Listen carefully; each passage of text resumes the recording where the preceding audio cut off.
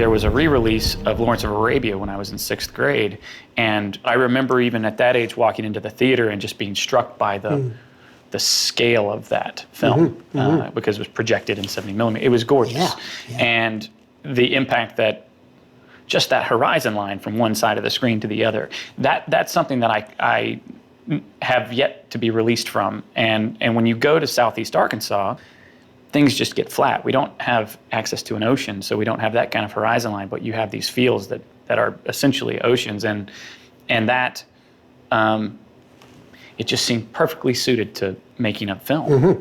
It seemed like if we shoot anamorphic, if we shoot in that aspect ratio, that horizon line is perfectly suited for it. Yeah. After Shotgun Stories, I kind of joke sometimes that I was just unsuccessful enough to be able to keep making my own Yes, things. exactly. Had my films been a little more successful in the theater, I can't say I would have been brave enough to resist some studio coming down and saying, hey, why don't you try this, before I was ready. Yeah.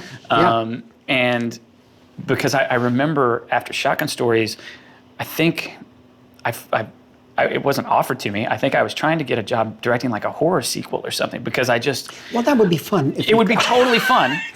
But I don't think I would be sitting here talking to you right now had they and because that fell through. So I sat down and I wrote Take Shelter and Mud in the same summer, out of just necessity. Mud I'd been thinking about since college. Take Shelter was more of like an immediate.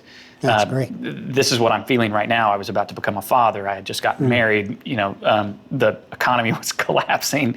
All these things, and it was really about the anxiety of the moment. But it came out of, I guess, failure, if you want to say that. It came out of me not getting. Well, yeah.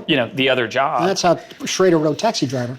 And he wrote it with on a coffee table that it was a butcher block coffee table with lots of knife marks in it.